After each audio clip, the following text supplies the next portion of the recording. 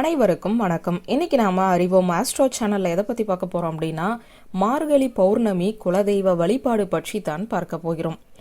ஒருவருடைய வாழ்க்கையில் எந்தவிதமான நன்மைகள் நடந்தாலும் அந்த நன்மைகள் நடைபெறுவதற்கு குலதெய்வத்தின் அருள் என்பது கண்டிப்பான முறையில் இருக்க வேண்டும்.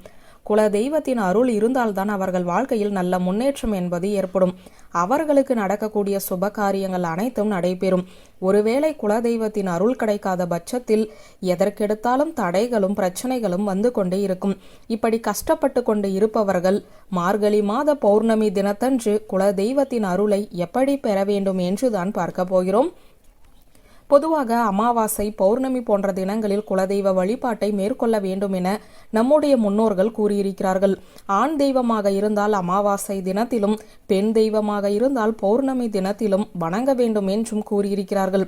ஆனால் மார்கழி மாதத்தில் வரக்கூடிய பௌர்ணமி நாளன்று எந்த தெய்வமாக இருந்தாலும் குலதெய்வ வழிபாட்டை நாம் மேற்கொண்டோம் என்றால் குலதெய்வத்தின் அருள் நமக்கு பரிபூரணமாக கிடைக்கும். அந்த வழிபாட்டை பற்றித்தான் நாம் இப்போது பார்க்க போகிறோம். இந்த வழிபாட்டை மாலை 6 மணிக்கு மேல்தான் செய்ய வேண்டும்.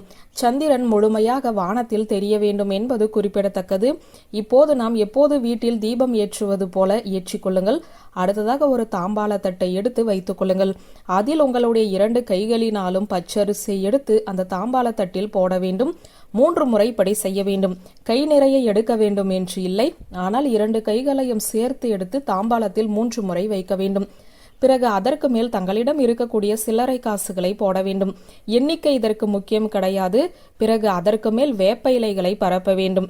அந்த வேப்ப இலைகளுக்கு மேல் ஒரு அகல் விளக்கை வைத்து அதில் சிறிது கல்லுப்பை சேர்த்து கொள்ளுங்கள். அதற்கு மேல் மற்றொரு அகல் விளக்கை வைத்து நல்லெண்ணெய் ஊற்றி பஞ்சுத்திரி போட்டு தீபம் ஏற்ற வேண்டும். இந்த தீபத்திற்கு மலர்களால் அலங்காரமும் செய்து கொள்ள வேண்டும். இந்த முறையில் நாம் மார்கழி மாத பௌர்ணமி தினத்தன்று குலதெய்வத்தை நினைத்து தீபமேற்றி வழிபாடு செய்தோம் என்றால் குலதெய்வத்தின் அருள் நமக்கு பரிபூரணமாக கிடைக்கும். அருகில் குலதெய்வ ஆலயம் இருக்கும் பட்சத்தில் நேரிலேயே சென்று வழிபாடு செய்யலாம். ஏதாவது ஒரு வேண்டுதலை முன்வைத்து இந்த வழிபாட்டை செய்பவர்களாக இருக்கும் பட்சத்தில் தொடர்ச்சியாக 9 பௌர்ணமிகள் இந்த தீபத்தை ஏற்றி வேண்டுதலை முன்வைக்க அந்த வேண்டுதல் நிறைவேறும்.